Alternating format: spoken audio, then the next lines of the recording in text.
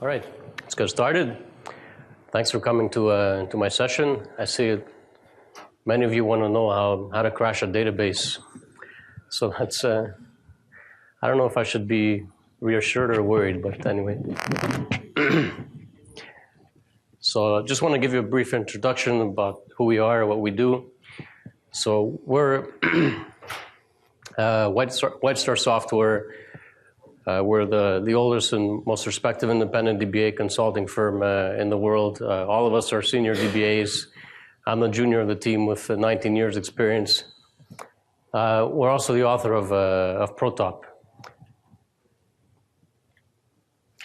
So just to tell you a little bit about myself. So I started in 2000, performed many installations, upgrades, performance tunings, migrations, etc. More than 70 progress sites around the world. So I've seen a lot of crashes. So this is what I want to share with you guys. So what I'm going to show you, I mean, don't try this at home. Don't do this on your production environment. Feel free to test it in your dev environment. But the goal is to learn from the mistakes of others, to show you what I have done, what other people have done, and hopefully not repeat the same mistakes. So my goal in this session, I want to show you a crash that you haven't seen before that you can prevent. If I could show you one or two crashes, then I've done my job. So in the contents of the session, so when we talk about database crash, it doesn't necessarily mean a database crashing. It also means a database ceasing to perform the way it's supposed to perform. So I may use crash, but this is what I mean in this context. So why 99? So good news. We have around 60 minutes. I'm not going to go through 99 ways to crash.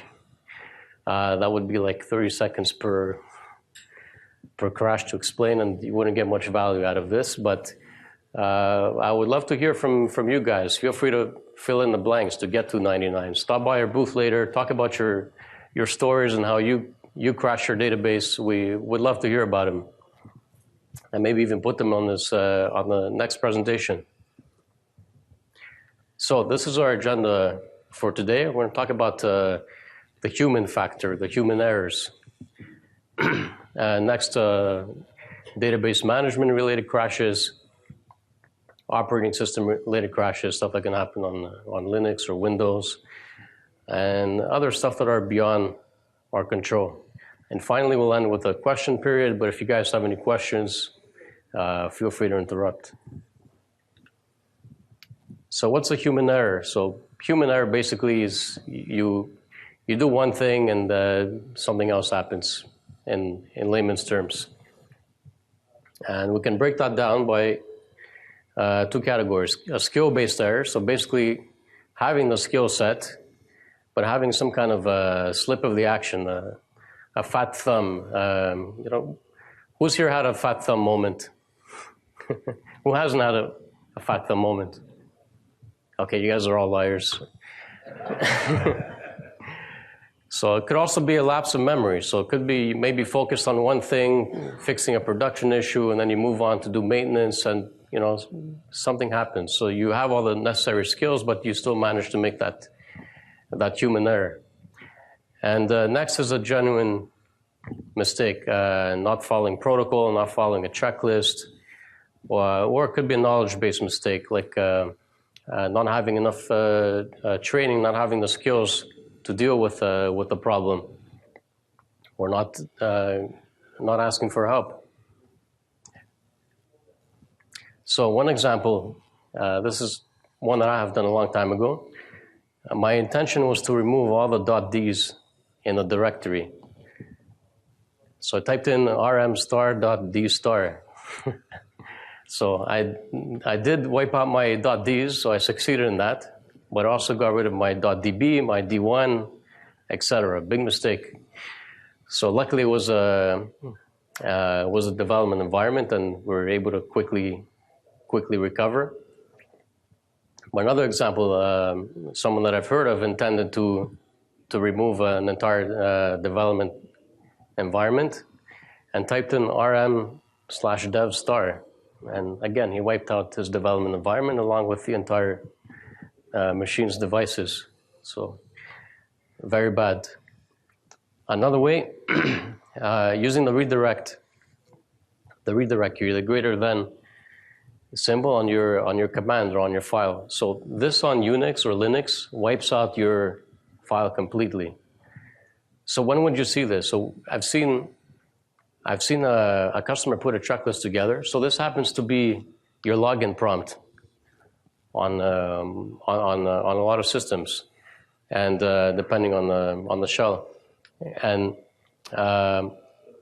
so the user was capturing screenshots of the commands he intends to run when he performs his maintenance. So he was capturing greater than, and then mproserve greater than, this script, whatever. So anyone that would copy and paste that would essentially delete his script or his files with every run. So it wasn't a good outcome. So we could avoid these. So one thing I would recommend, avoid using root as your main ID to start your database. So create like a DBA, user ID, a pro DBA, whatever, and have that user start your database, maintain your database files, etc. And when you're using wildcards to remove a list of directories, make sure you list them first. Make sure you see what's about to be what's about to get deleted, and make sure you're in the right directory too. And if you do have to use the root user, just be extra careful. So here's an interesting fat thumb moment. So you log into the Windows server, you do your maintenance, so it's time to sign off. But look how close you are to the shutdown button. It's a little slip and whoops. So you can manage those problems. You can put in policies to remove those so you don't accidentally sign off, restart or shut down when you don't intend to. Another accidental server shutdown. So everything's under virtual machine these days. Who's using virtual machines? Yeah, pretty much everybody. So you know how easy it is to shut down a machine, and how easy it might be to shut down the wrong machine. So be extra careful with that. There could also be communication breakdown. So I've seen quote unquote unplanned planned outages. So different teams not in sync with each other. You have the network team wanting to do maintenance, the server team wanting to do some maintenance, and they'll pick the same window during the weekend, and they kind of end up stepping over each other's toes. So you got to have good communication in the team. The next one I've seen was a server decommission. Excuse me.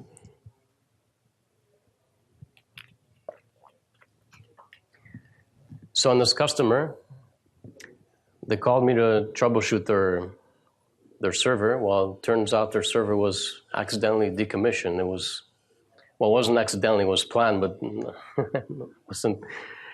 wasn't properly communicated. So the production server went down, and this is a company that had very sophisticated monitoring scripts, monitoring the database, the OS and stuff. But of course, when the server went down, nothing was there to send out the alerts. So it's important to, whatever monitoring solution you have, it's important to monitor remotely. And in ProTop, we get something called a heartbeat back from the server. So if we don't hear back from the server in X amount of time, we'll get alerted. We'll contact the customer, and we monitor this from outside the customer's network. So oftentimes could be something wrong with the customer's network that the customer isn't even aware of, and we call them up and say, hey, we're not getting any feedback from your server. And oftentimes it's a network issue, but it could be the machine that's not sending back any information. So very important to remotely monitor. So over here, we need to shut down. We don't want to shut down. That would be bad. So we have some long-running transactions here from, wow, 2016. So I'm going to go ahead and disconnect here. Whoops. Shut down. So again, pressing 1 here disconnects the user. Pressing 2 shuts down the database. So how do we avoid this? So one solution, we could remove the 2 key, but that's not very practical. Or use the proshut command, database name list, see what you intend to disconnect, and then explicitly type in the user ID that you want to, or the user number that you want to disconnect. So that's a safe way to do it. So let's look at database management related crashes. So let's start off first with the dreaded abnormal shutdown. So this happens when you have a shared memory connection. So shared memory connection is a local connection that's running from the server without the -s or the -h parameter. So something happens to that session, it's holding a latch, it gets terminated, you'll experience an abnormal shutdown. So a Unix kill command can do this. In Windows, any simple Windows N task would terminate the process. And there is a safe way to kill a process. My colleague Paul Koufalis wrote a session on it, How Do I Kill Thee, and also has a script he can share to safely help you terminate your session. So another seemingly safe way to terminate, which is not, who's using OpenEdge management? 1 or 2 people? Okay, good. Have you guys tried Protop? Download Protop. Okay, well, you have this innocent-looking kill button here to kill your app server agents. Well, if this app server agent is holding a latch, what's going to happen? Your database is going to crash. So I don't know why they have this kill button, but don't press this kill button. Unless you want to have an angry mob of users running after you. So another way of leading to an abnormal shutdown in Windows, if you have a session open on Windows and you type in, and you close that session, you close that window, or you sign off, it will lead to an abnormal shutdown. So logging out of Windows, same thing. It'll effectively kill all your running progress sessions. So if you started a database using mproserve, for example, you'll crash your database if you log out or terminate your session. So the right way to start your database in Windows is use OpenEdge Explorer, DBMan, or even the task scheduler to launch that command or script in the background so that it doesn't get terminated when you log out of Windows. Yeah, or as one of my colleagues would recommend, just don't use Windows. And another one is excessive BI growth. So your BI file can grow out of control and fill up your disk space, especially if you don't have the BI stall or BI threshold parameter. Your BI will consume all the space in the file system or your disk and will crash. So a few possible causes. You could have a really largely scoped transactions with a bunch of share locks everywhere. You can have a really long transaction. And we often see users logging in, opening a transaction, getting a phone call, or going off to lunch. And meanwhile, the transaction is still open and that BI file is growing. Or it could simply be just bad code. So some things to consider: BI stall and BI threshold. So BI stall, make sure that BI stall, pretty much what the name says, stalls your database so you can go in and fix the problem.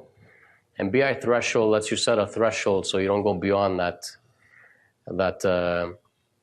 BI size. So if you set it to 4 gigs, for example, you'll never hit that 4 gigs. So if you implement these parameters, you're going to want to monitor your BI size. But unfortunately, you only get that 90% warning at the last minute. So it'll tell you, hey, your BI is at 90%, and then oftentimes it only gives you a few seconds to react. So it's not very useful. So we like to monitor the actual BI usage. So how much of your BI file is being used. So if your BI file may have grown to 10 or 15 gigs, but you don't want to get alerted anytime you hit that threshold. So you want to get alerted when your actual BI is being used. By the way, anybody have a cell phone open? Please turn it off, including me. Technology.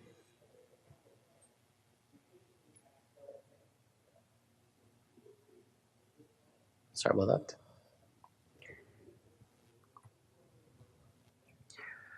So another way you can stall or crash is if you run out of after-image extents, if you can't switch to a new AI extent. So who's using after-imaging? Okay, good, lots of hands. Who's not using after-imaging? Okay, all right, small. All right, it's okay. So if you care about your data, consider after-image. What's that?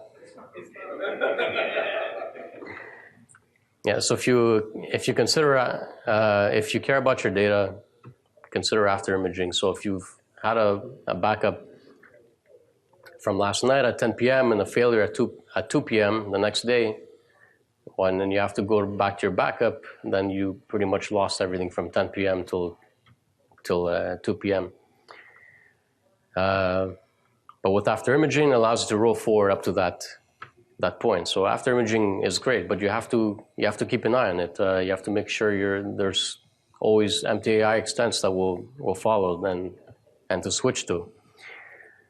So AI stall is a good idea if you happen to run into an issue. You can use AI stall so your database won't crash. You can go and deal with the problem and then come back up.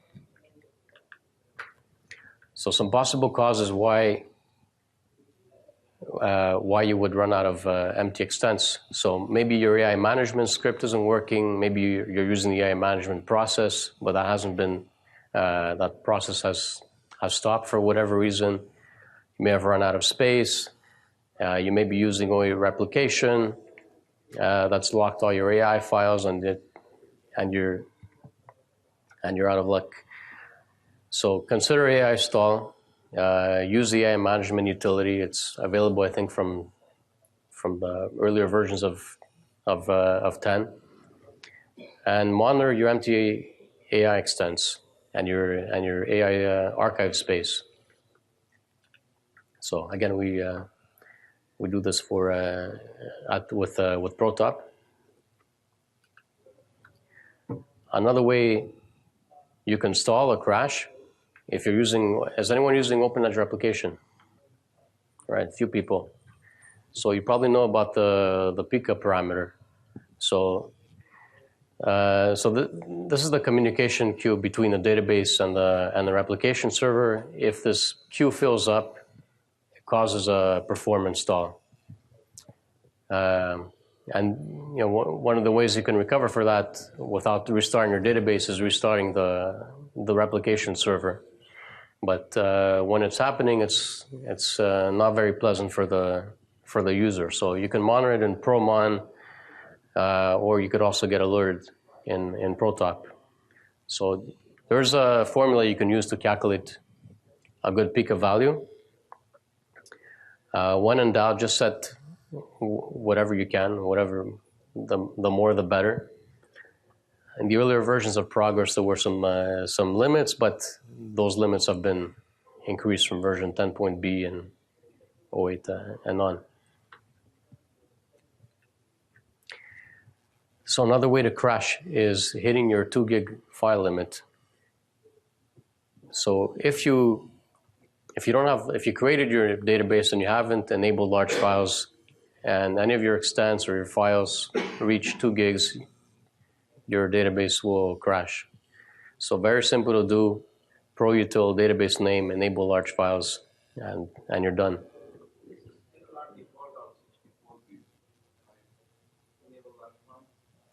As far as I know, you still, is there a, yeah?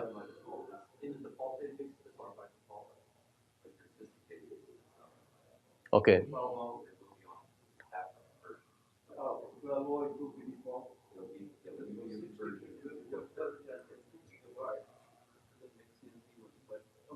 Okay, so sorry, so for the recording, so the question was, is it on by default? It's on the default database, but not on by default. Is that what I? Yeah. All right. So again, similar issue if one of your if you don't have a variable extent. So if you set up your fixed extents and your last extent isn't variable, you'll consume the space, and then once that fixed extent fills up, you'll get that dreaded abnormal shutdown. So make sure, if you are using fixed extents, make sure it follows with a viable extent.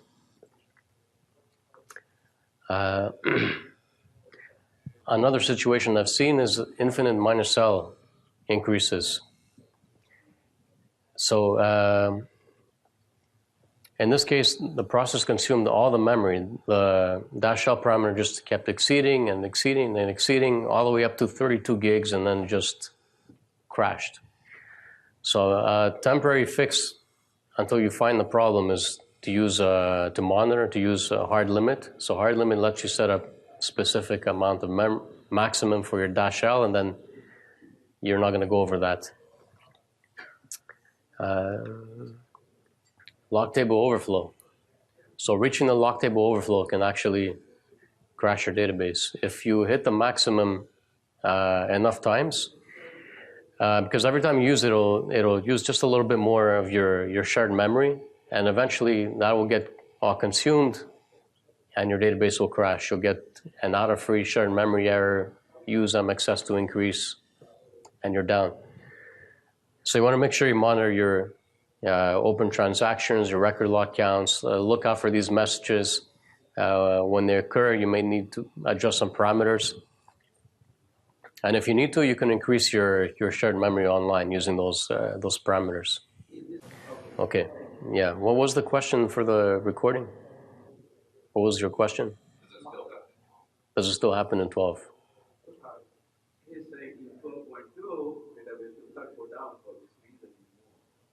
Yeah, so starting in 12.2, it won't go down for this reason. Thanks. So this was an interesting one, failed database file move. So you want to move your database files to another file system with more space or whatever. So you want to do something as innocent as moving your database file from /db to /db1. So you moved your file, you updated your structure file, you run prostruct repair, but then, whoops, you get this nasty error message. Extent has a different last open date. Database is damaged, see documentation. So you could avoid this problem. So in this case, there was an accidental login. There was a background script running, a monitoring script running every 5 minutes. And while this operation was occurring, the script connected to the database and corrupted the database, damaged the database. So good idea to avoid this. Rename your .db file first, so this way you prevent any accidental connections, and then move your files, your D1s, your database extents to your other location, and then rename the .db back, and then run your prostruct repair command. No integrity, -i.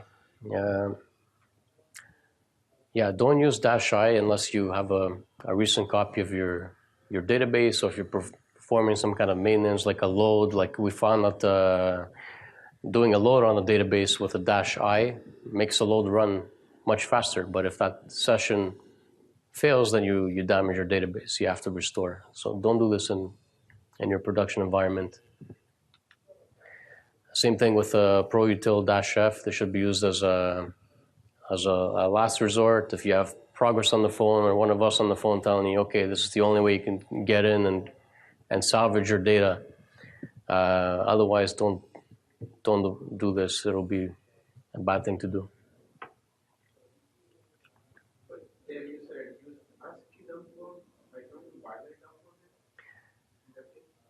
In that case, if you can do, in this case, you would use it to open the pro session and run an ASCII dump. So thanks to some good comments from the experts in the back. So you could use an ASCII dump to skip over certain records. You can run binary dump, but again, it's a salvage operation.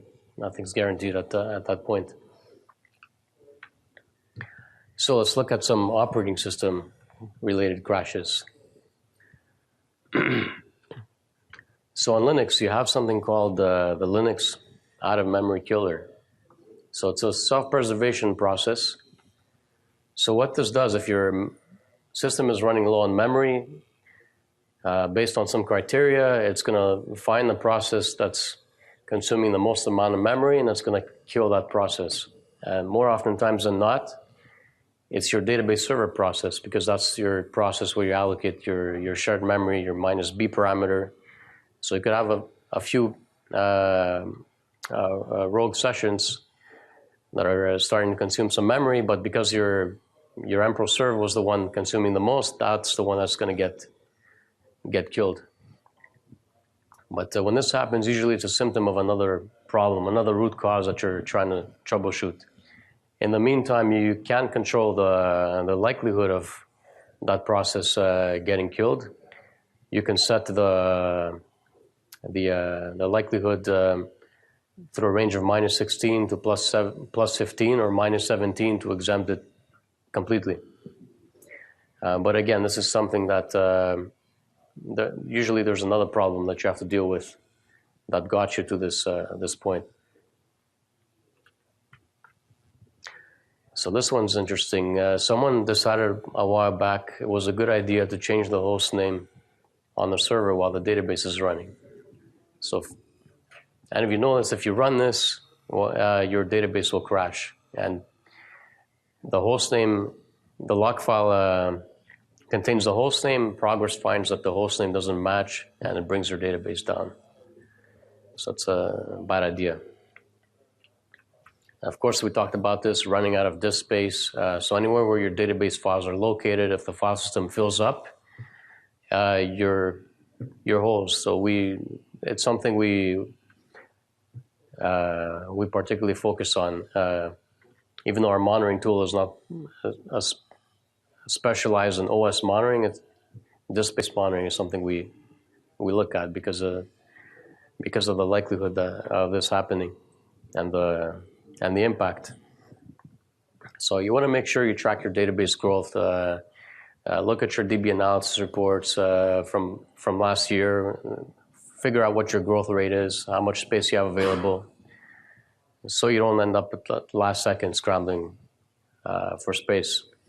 It's also a good idea to segregate your database files from your application or your home directory or your work directories. So this way you won't have a rogue process that consumes the disk space or grows one of the progress temporary files and fills the same file system that houses your database.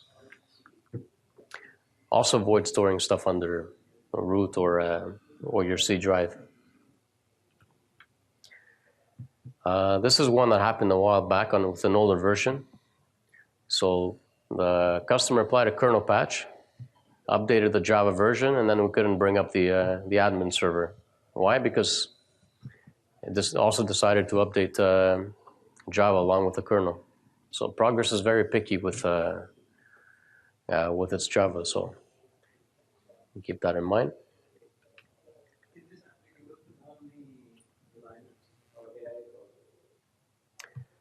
That was on Linux. Yeah, the question was if it can happen on AIX or just Linux. So I haven't seen it on other flavors. I've seen it on Linux, sorry. So then there's stuff beyond our control. Disk subsystem issues, RAID issues, CPU, RAM, power supply, motherboard, all this stuff can go wrong. Even if you have redundancy, we've had a customer that had a generator. Their power went out, generator kicked in. Well, after a while, the someone forgot to fill up the gas, and the generator ran out of gas, and yeah, that wasn't a good thing. Other disasters, natural disasters, power outages, floods. So these are stuff that happen, cyber attacks. So it's a good idea to have a disaster recovery plan. Make sure it's well thought out. Make sure it's not like the Dilbert cartoon there. And sometimes there's stuff that are version specific, like we saw on version 10.2b and version 11 on Red Hat 7.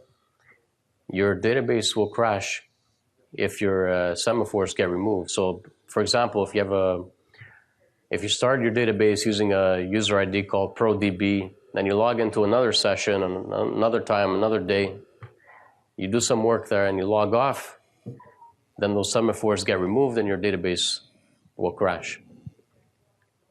So one option which I like to avoid is using the root ID to start your database, or you could follow the instructions in the KBase to update the configuration file so that this doesn't happen.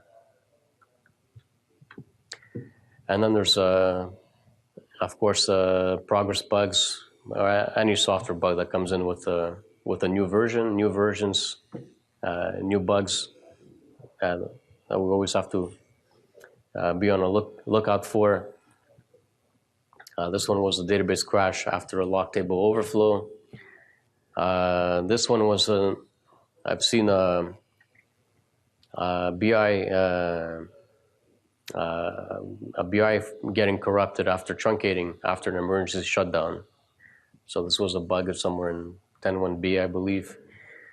So it's important to stay current with your OpenEdge version. So Progress has this nice table on their website, product availability guide and lifecycle guide. So visit this table often, see when your version is about to get retired, because once it gets retired, chances of getting it fixed go from little to none.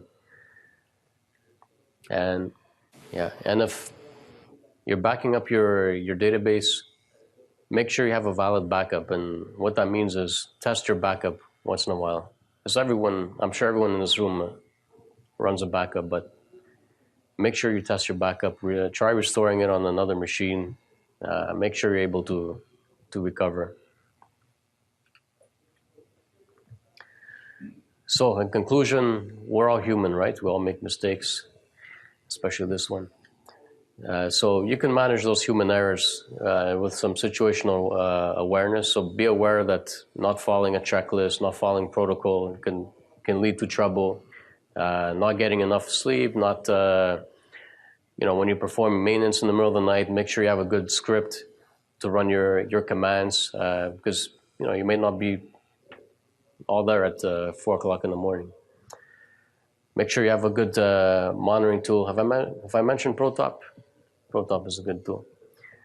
And stay current. Learn about how other sites, how they crash their database. Learn from other people's mistakes.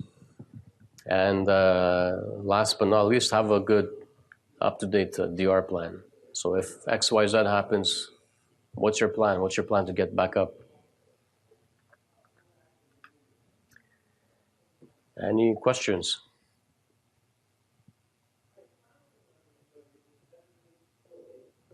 All right, if you do have any questions or comments, stop by our booth. If you have any crash scenarios you'd like to discuss with us and share, stop by, come see us. Thank you.